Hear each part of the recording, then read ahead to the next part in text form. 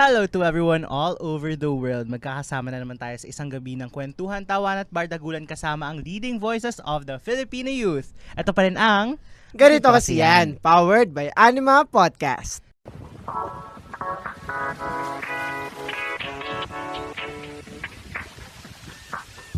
At kasama nyo pa rin ang inyong podcaster by day, kraming atinista by night na laging excited na magpantropiko dahil na. Oh, it's your boy Jacob. Si singer at ako pa rin tong striving scholar ng Rizal na laging nasa galaan. Kaya naman bago umuwi o bago tawagan ng magulang, sinasabi ko, wag muna tayong umuwi. Wow. Ako lang to, si Lance Arevada, at makakasama natin sa kanilang unang pagbisita dito sa Ganito Kasi Yan, ang Nation's Girl Group, BINI! Hello! Hello po! Kamusta po? Pakilala po kayo sa ating mga podmates and listeners. 2, 3. Mabuhay! Hi, I'm Maloy. Hi, I'm Mika. Hi, it's Joanna. Hi, I'm Aya. Hi, I'm Stacy. Hi, I'm Sheena. I'm Colette. And we are BINI. Yan! Kumusta naman po? Okay, tapos na po. Okay na po. Okay na po tayo dito. So, kamusta naman po ang buhay, ang mga ganap natin sa buhay? Maraming blessings po this month and next month. Next month po. And ito po, parang last time kayo, may podcast kayo last year, yung offering nyo sa Blues. Yeah. Yes. Podcast na mga walang jowa. So, anong feeling na kayo naman ngayon yung parang gine-guess? Hindi na kayo yung parang nasa posisyon And it was namin. here din. Yes. Dito din sa studio na to. So nice. Excited kami kasi syempre 'di ba nung kami lang nagpo-podcast, dalawa lang kami nag-uusap pero ngayon mas marami na. So, mas masaya. Tsaka first time po namin mag-guest sa podcast na face-to-face. Face-to-face. Face-to-face. Oh my God. Face-to-face. Parang face-to-face test lang. Pero nakikita nyo ba yung sarili nyo na gumawa pa ng mga podcast? Yes! Hopefully may season 2 po ng podcast na mga walang jowa. May Ah. jowa. Podcast ng Exciting. mga may jowa. Kasi parang masyadong exclusive lang sa walang jowa nung una. Or may jowa po kayo? Ay, At hindi si showbiz po. Next question, please. Thank you po. no comment. Uy! At yun na nga po, bilang pagsisimula ng inyong pagbisita dito sa Ganito Kasi Yan, sisimulan natin to sa Ganito Kasi ang Fast Track! So, babalikan namin ang inyong discography. Kung saan magbibigay kami ng mga quick fire questions kada member base sa title ng inyong mga tracks. Ready na ba kayo? Aba, syempre po. We're ready. Para si Maloy lang yung ready. Ready na ba kayo? Kanina po kami nag-A si Ate Maloy lang napansin nyo. Okay. We're ready. Okay, Jacob. Ayan. Take it away. Simula tayo kay Stacy. Ayan. Oh, ayan. Hey, I'm Ready ka, ready. Ito, Pati? ano ka na? Anong islang pantropiko sa Pilipinas ang gusto mo pang mapuntahan? Anong islang pantropiko sa Pilipinas lang po ba ang gusto kong mapuntahan? Yes. As long as pantropikong isla siya. Ah, Actually, hindi ko nga alam meaning ng pantropiko. Pero Tropical. tropical. Okay. Mainit-init, gano'n. Siyempre, di pa ako nakakapunta Boracay. Gusto ko talaga, kasi di ba pambansang ano siya, parang pambansang beach siya ng Pilipinas. So, yeah, gusto namin siyang puntahan as BINI members, yon. Ayan.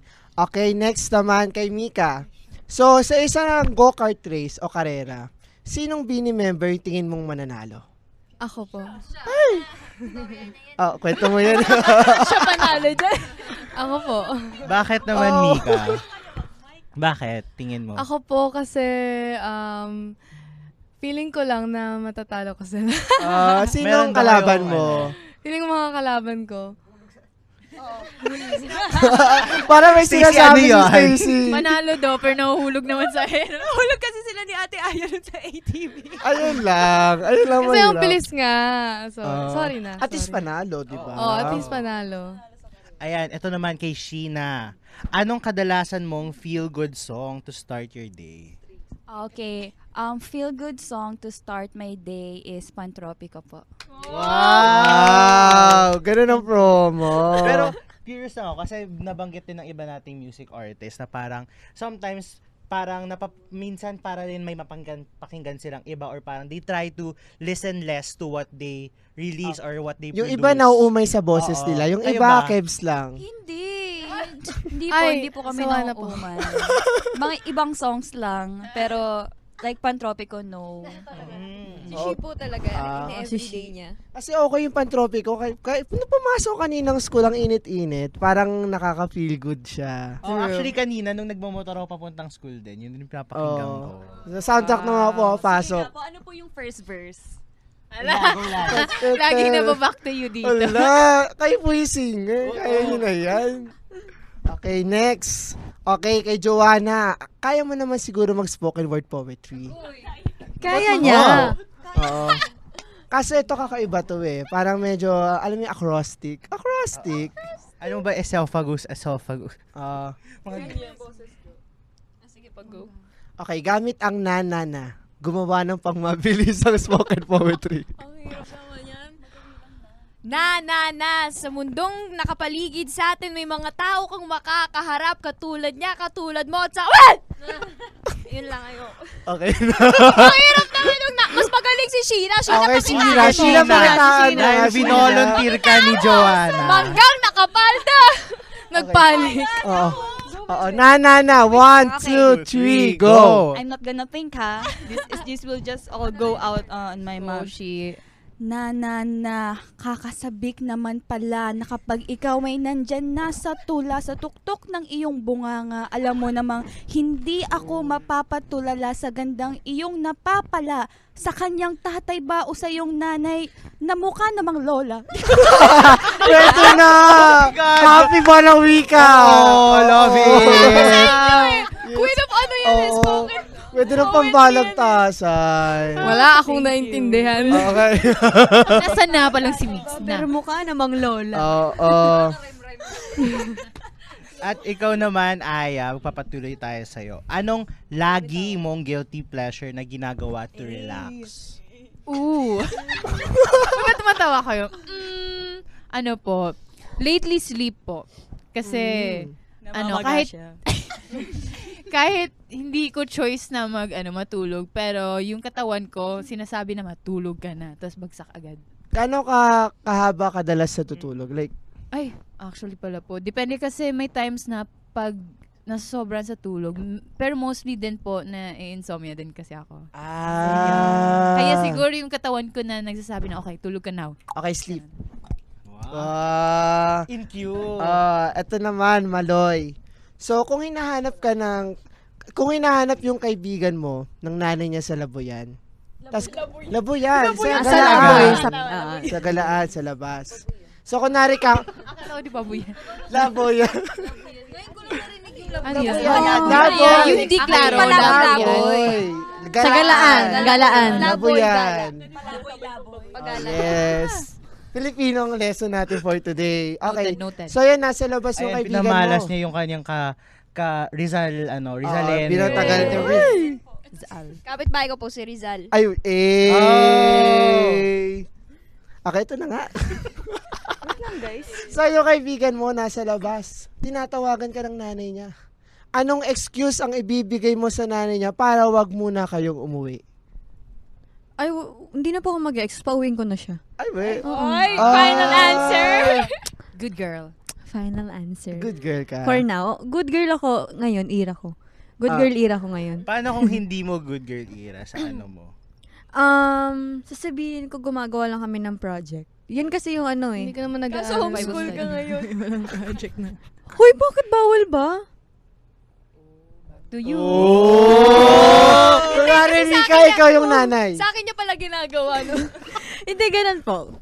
Project, school. Kasi feeling ko pag anything about school, papayagan ka ng parents mo eh. So feeling ko mabilis ka na ano. Sino kang parents mo even before? Sobra. So, anong ginagamit mo excuse? Kahit sabihin ko po, mahingi po ako ng baon, pupunta po ako ng school. Hindi! Makikipag-date ka lang! Ganun lang. Oo, seryoso, ganun po yun. Shout out po sa my mother. Tita G. Okay, go. Ayan, ito naman kay Colette. Ay, ako na pala. sasali ka sa tawag ng tanghalan. Mali talaga. Anong Hindi lang kantahan nasala. mong pang Anong kantahan mong pang Born to Win para sa huling tapatan? Ay, grabe naman yan. Yung song mo. Lagi mong kanta. When we were young. When we were young. Oh, sige. Sila. Okay, sample. Ala, sample. Ano nga kanta nun? Let me photograph you in this light in case it is the last time that we might be exactly like we were before we realized. Contestant number 3 mula Actually, sa... naalala ko si Colette. Naalala mo nung Ano? yung Valentine's ng Spotify? Oh. Di ba nag-perform, may dalawang Ay, Beanie oo. members? Oo. Actually, when we were young din po, binili ko na po yung kanta Naalala yun. ko, yung nasa ano tayo, nandun tayo sa likod nila. Oo, tapos nasa likod lang namin. hiyang-hiya kayo kami doon. magpa-picture. Ko namin, picture ba tayo? Hindi, yung in-invite tayo. Nandun sila, Hindi. sila Miss Grace, sila Sir Slater. Sa stand siya. Oo. Tapos nandun lang kami sa likod ninyo. Ay, oo. Yung sa mga Spotify podcast. Oo, inom ako noon. Tapos nasa likod ko lang. Nasa sarap lang natin sila. Natin sila. Tapos parang, Ayun. tapos kayo nandito na, Grabe na. Anyway, okay, balik tayo ulit kay Mika. So, superhero gang ang Beanie. Sinong Beanie member ang bibigyan mo ng golden arrow as mini weapon? O wag ikaw, kanina Hindi, ikaw hindi. din. Malabo mata ko, hindi pwede sa akin mapunta. Feeling ko kay She. Kasi farsighted siya eh. Pwede ka rin Golden Hawkeye, ganon. Oo. Si Hawkeye yung si Avengers, di ba pana? Opo. Ay, Kilala ko si Hawkeye. Kilala ko. Powerpuff Girls lang po. Powerpuff Girls. Pero sa tingin mo, ano yung iba pang superpower ng members ng Beanie? Si Ate Maloy, feeling ko yung... Pag may mahahawakan siya, magiging ribbon. Ganun na lang. wow. Hawakan yung mukha. Makakatulong ako sa humanity. Oo. Ano pa ba? Anong gusto mong superpower, Jo? Nakikita ko yung future. Wow. Si Jo, bibigay ko superpower sa kanya is yung nagsa-stretch yung katawan. Oh, wow! Plastic woman. Tinanong ko pa kung gusto niya. Yung sa Incredible. Plastic woman. Yung ano. Gagamboy. Gagam Lagi kasi siya pinaglalaro ni Stacy tsaka ni She. Ade, para mas mag-enjoy sila, di ba? Pwede yung pang Chinese garter, di ba? Pag Ay, oo. Sa iba? Si Ate Colette, feeling ko invisibility. Ibigay ko sa kanya. Hindi natin siya nakikita ngayon. Asan siya? Asan siya? Si Sheena. Gagamboy. Para partner niya. Ano gusto mo, She? I want a cute power. Si She, pwede siya maging mermaid. Marina, Jezebel. Power ba yun? Maribel. Sabi niya kasi cute eh. May power kang huminga sa ilalim. Mermaid. Oo. Okay. I accept it. Dito. Si Sako, Ano. feeling ko gusto niya lumipad. Wow, fly high. Ay, ayaw mo? Ko dapat lumilipad para maaga lang. Kaya Ate Aya na lang. Teleport na lang. Ay, teleport na lang kay Ate Oo Aya. nga, no, pwede yun Oo, para pwede ano. actually. At magpapatuloy tayo sa isang pangmalakasang Tugon po. Tugon po. Po. Okay, sabi ko nga, so para sa mga bago naming listeners, ang tugon po, ang letter sender segment dito sa Ganito Kasi Yan, kung saan sumasagot nga ang ating guest ng mga letters tungkol sa love, friendships, relationships, o basta kung ano mga problema ninyo. So, kung kayong gusto niyo rin magpadala ng letter, feel free na magpadala sa aming link. It's tinyurl.com/gky tugon mo. At makikita nyo rin yung link na yan sa description box ng episode na to at sa nakapin tweet and pin post sa Instagram at X, Sa formerly X. Twitter. Yes. At Instagram. Oh yes. So, handa na ba kayo, Beanie, para sa ating tugon po? Oh, yes. Ayan. Medyo nabuhay-buhay na. Kanina talaga si Maloy lang. Maloy po. Ay, grabe. Hindi na ako mag-e-eya. Hindi, buhay lang. Buhay sila. Pero siguro before tayo magsimula, tanungin natin, kamusta kayo bilang advice givers? Bilang advisor. Advisors. Eskwelahan. Si Aya magaling. Si Aya magaling mag-advise. Okay. Sige. Ikaw ba, Aya, yung kadalasan nag-a-advise sa kanila? Ikaw bang mother of advice? Ako ba? Siguro kasi, baka kasi tinatawag kasi akong tita, kaya siguro ganun po. Or ano ba? Bakit? O mahilig na ako Si Joanna din. Si or, Hindi. As a leader, si Joanna, magaling siya mag-handle ng mga members niya. So, si Mika. Actually, may kanya-kanya naman. Oo, lahat. May kanya-kanyang forte, Oo, kumbaga. may expertise. Yes. Ako ng 30. Iba-ibang Hindi mo topic, hindi mo ganun po. ginagawa yung advice mo. Ikaw yun din yung mismo. Oh. Ayun lang ang mahirap. Pag mag-a-advise ka. Hindi kayo nag-advise. Oo. Kaya ito na. Ito na. Ako. Oo, ikaw nga. Ikaw Oo. nga. Hello, Jacob, Lance, and Beanie. Okay, isa-isahin mo silang Bini. O sige. Maloy, Mika, Joanna, Aya, Stacy, Sheena, Colette. Kasi ng letter sender natin na yun yung Gwen. mag-a-advise sa Gwen. kanya. I was never the chosen chick. All my past consecutive exes last 2 years. All of them had their hard launch relationships after namin. Like, Lord, ito ba purpose ko? Pang character development talaga? Alam ko. And all of the kasunod na girls is very gorgeous. Happy for them naman. Teka, basahin mo yan. Gorgeous nakalagay Ikaw dito. na magbasa, sige. Very, very gorgeous. Okay, go. Oh. Ang question ko lang sa life is why it has to be consecutive pattern na. Whenever turn ng guy and ako sa relationship, they never initiated soft or hard launching. Like, what the heck? Di ko ba deserve? Palaging may pinipiling chick na girl over me. My guess, dahil hindi ko kaya maging chiki. May exclamation point. Chiki! Bakit? Lakasan mo. 1, 2, 3, go. Chiki! Okay. Oh. Ito na naman ako, papauto na naman ako sa mga pinapagawa mo sa akin. I can't deny that I'm not the type na very feminine. Whenever I'm trying to be more girly or what, it feels wrong. Napapansin ko talaga kasi na yung mga sumunod at pinili is ang nagaganda talaga at talagang pang front girl. So, front girl. Paano pag back girl siya? Nasa likod siyang pila? Oh. Okay na? Edi Sige na? sige. Sige na. Tawa na lang po tayo. Tawa po tayo sa Tawa naman po kayo. We support you. Most of these guys, vibe kami as in. Maybe people just really love my vibe. But in the end, I'm not someone to commit to or pang brag about sa friends nila. I understand if that's the real reason. I'm more of bro-ish vibe kasi than girly, pretty, chicks type. Wala din kasi akong issue sa mga exes kong to. Lahat, it ended up in good terms and I wish them all well sa new relationships nila. Kaka-wish ko siguro to ng have the best relationship you deserve. Now, sino magpapabless dyan? Ano kanina? Anyhow, I won't change though and fake myself. This is me. I'm working on the things that need to be changed but not to the point na I'm gonna lose who I am just for the sake of pleasing these men. That's that. The never pinili. Oh. Yes. Sige, Lance Tugon po. The best is yet to come. Yon. Jacob, tugon po. Kahit marami mang iba dyan, the right one will never miss you. Okay, isa-isa. So, magsimula tayo kay Maloy. Nakakaba naman. Oo, okay. Okay. Maloy, tugon po. It's not you, it's them. Wow! Okay. Mika, tugon tugon po. You just haven't found the one yet. Joanna, tugon po in 3, 2, 1.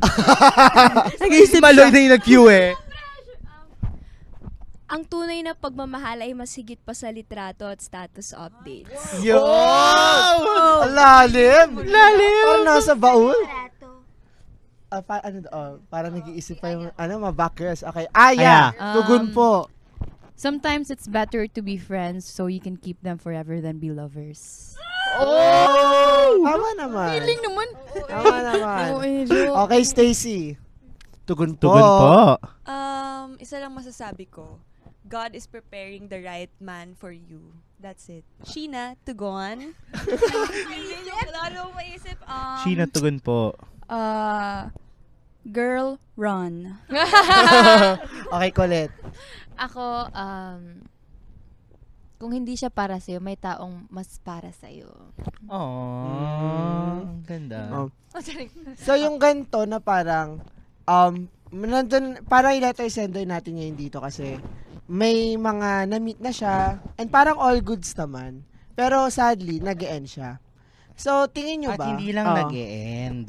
Never sinoff launch. Oh, parang, Oo. okay, nakalimutan ko yung lyrics ng All Too Well.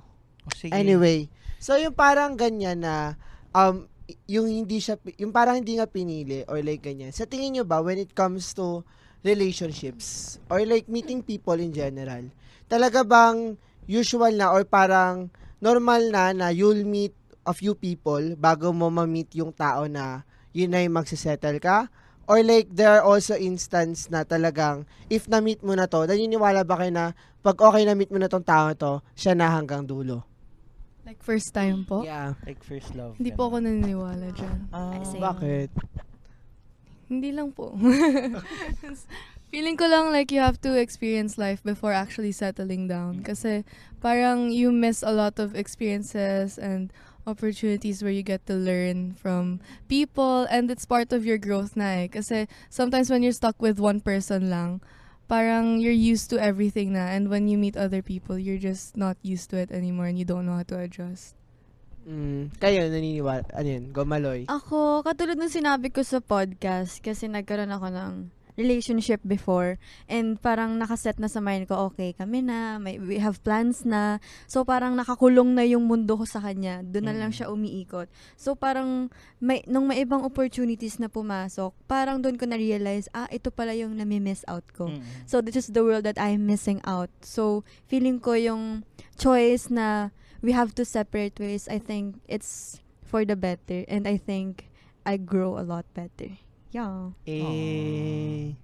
Thank you. Kayo sa back girls. Back! Front girls. Back. Oo. Girls at the back. Girls at the back. Sabi ko nga, like, yun, ganun pa rin na dalawa. Naniniwala ba kayo dun sa like, parang concept of first love and or such. like, settle na, or like meet few people?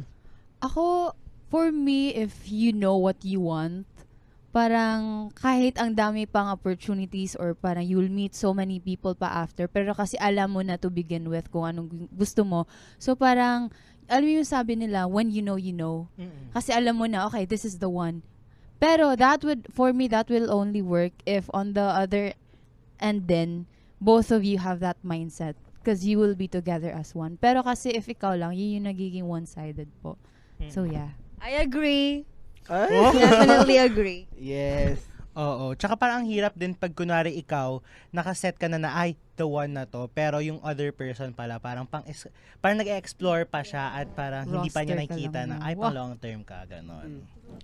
Well, ano din yung masasabi nyo dun sa, kasi parang sinasabi niya na medyo mas boyish siya, or like, hindi siya yung nag-fit dun sa conventional na, okay, feminine. Baka naisip na siguro kaya hindi siya yung pinipili kasi ganun yung parang vibe niya, or like how she presents herself.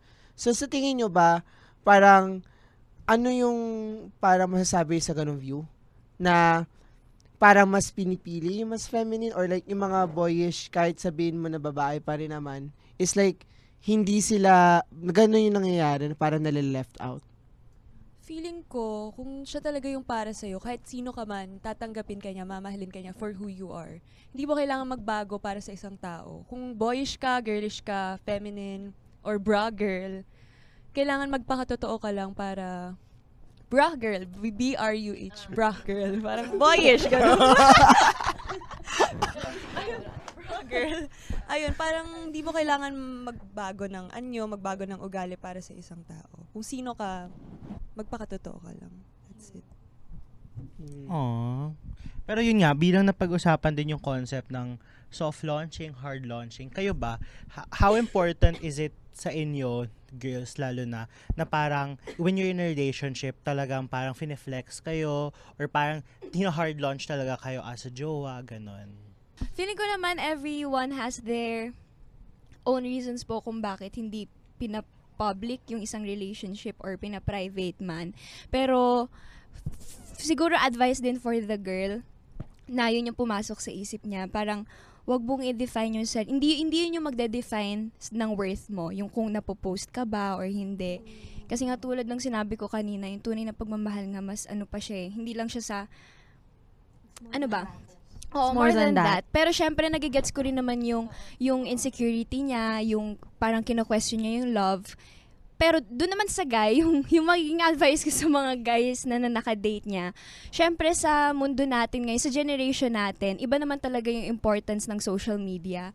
Parang, it can be a way for couples na to show their commitment, yung i-share nila yung basta yung love nila. Parang gusto mo rin naman maging proud yung partner mo sa'yo, di ba, in some way. Pero may reason din So parang ayoko din maging one-sided. No judgment. Oo. Yes, and for me, feeling ko it's fine na hindi ka na-flex but don't keep me a secret. Parang Yun. that's the difference. Na okay lang siguro mo ako yung post pero wag mo akong like itago sa mga tropa mo. Oo, private but not secret. And feeling ko nga, sabi niya Ate Jo, may mga ganun nga na if hindi naman talaga social media yung guy, yung girl dapat mag-ano rin na be open to that guy. Like wag niya na-expect na pag nag-start yung relationship, ganun na siya agad.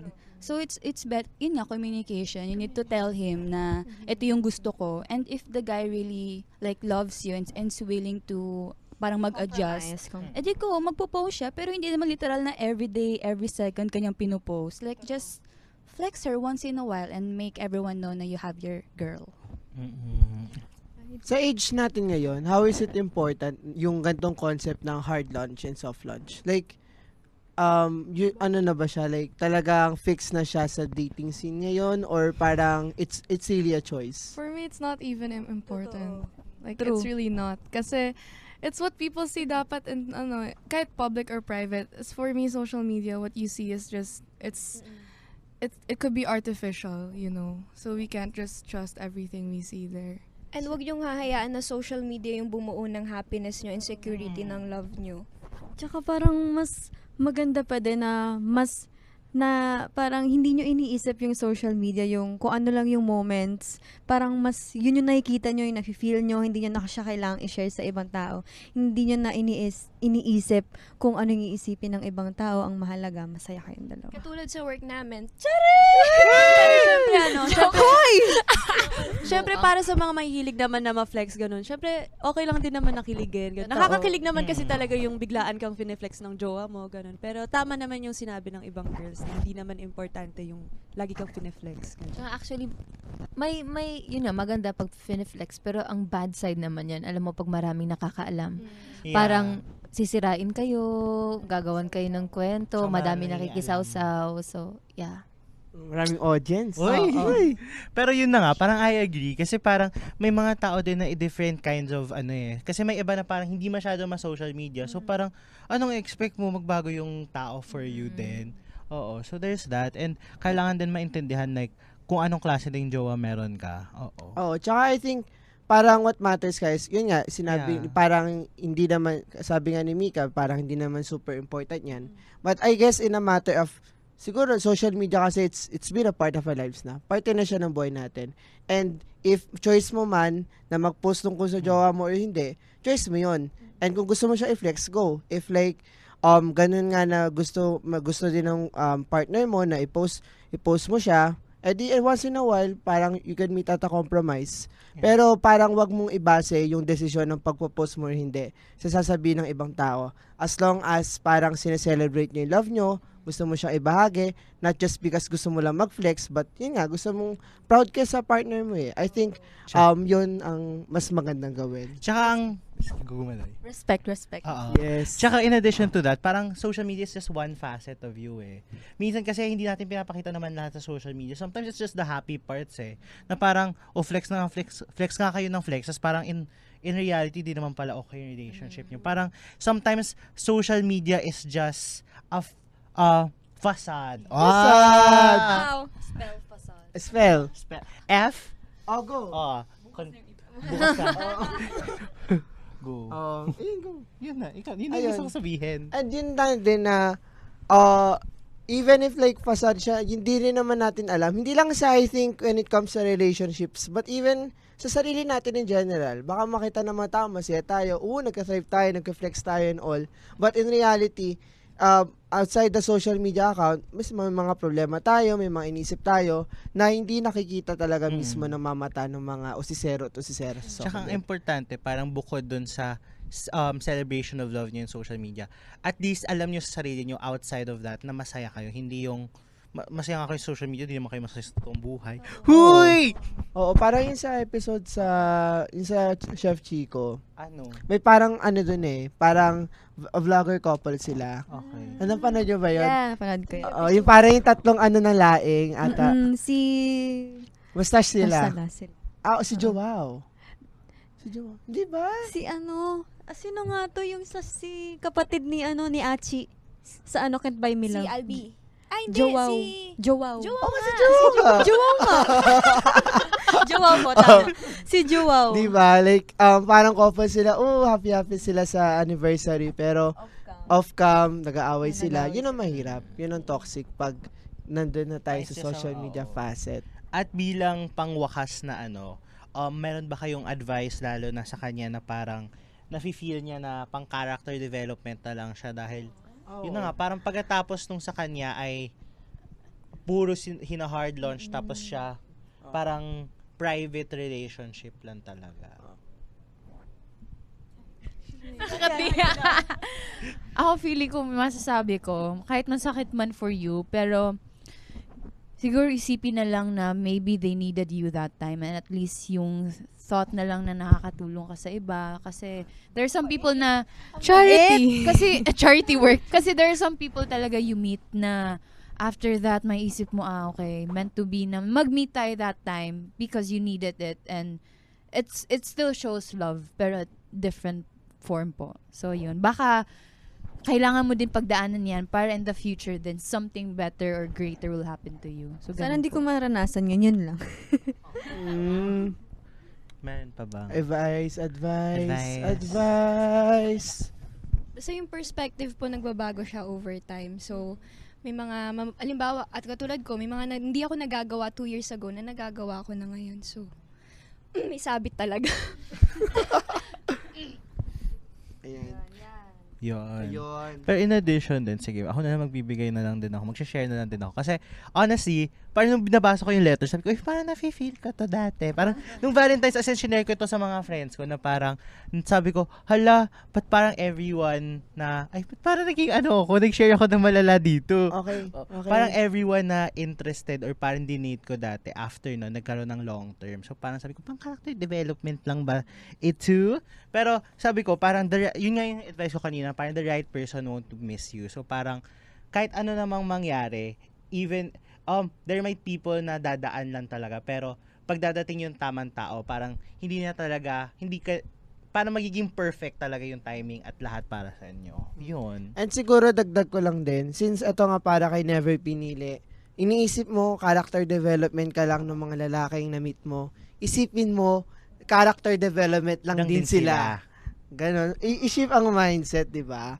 Kasi parang dun sa mga relationship mo, alam ko, nag-grow ka. May mga natutunan ka more about yourself and how you would interact yourself with a partner. So, nandun din yung aspect na nag-grow ka. And eventually, dadating yung panahon na pipiliin ka. May pipili sa'yo. Kasi kung wala, joke. I mean, better lang. Sa next life na lang tayo siguro. Pero hindi, meron yung dadating, kahit ilang tao pa yung lumipas na yan. And eventually, kung actually, hindi na mapipili mo or mapipili ka More like, dapat nga wala na yung concept ng pili. Kasi dapat parang secure na kayo sa isa't isa, sigurado na hindi nyo na kailangan pumili kasi yun lang yung choice. Yun. So, dadating yun, at kung dumating man yun, sigurado kami dito na magiging mas masaya ka. Yes! Kayo, meron pang final Basta advice? everything happens for a reason. Tama! Yes. Nakalimutan ko, may alam akong quote Yung kay Arupe. Ano? Love, M.M. Anong M? Okay. Love M.M. Okay, search mo na lang yung kay Father Arupe. Love. Father! It will come. Basta yun. Sorry.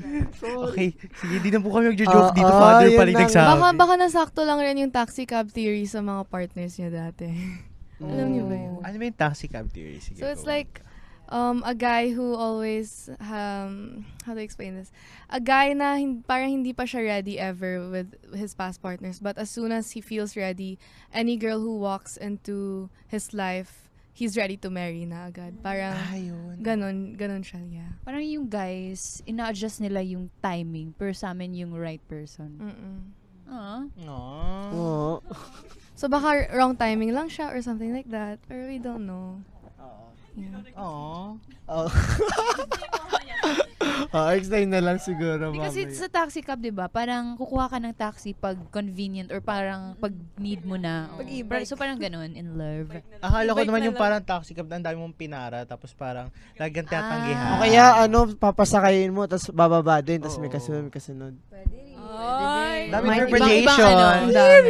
Or ikaw yung magdadala sa destination niya pero hindi pala ikaw yung destination. Oh! Alam mo, minsan ka lang magsalita pero grabe ka. Oh. Minsan lang magsalita si Jo. Pero masakit. Ngayon. 10,000 words. At ayun na nga sa mga listeners namin sa Blooms and Podmates. Kung nagustuhan nyo tong episode na to, what if i-follow nyo kami sa aming Spotify account, i-ring nyo yung notification bell dahil may part 2 pa. Oo, hindi pa nagtatapos dito ang lahat. Ang ating guesting episode kasama ang Vinny at itag nyo rin kami sa social media accounts namin. It's the Ganito Kasiyan Pod on Instagram at GKY Pod on Twitter or X. Nakalito kasi. Visit. At Ganito Kasiyan on TikTok para sa mga content and i-share nyo na rin to. #Ganito Kasiyan. #GKYXVini. At bago yan, tanungin muna natin ang Bini. Anong mga dapat abangan muna ng mga tao sa mga susunod na linggo?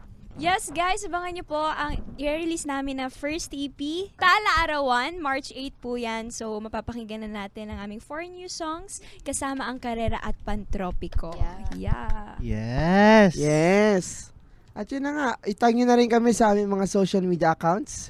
It's LNCRVDA on Instagram. At ikaw naman, Jacob. The Charles Jacob on social media platforms at Stream Prantopico. At Steam, abangan ang bagong EP ng Bini.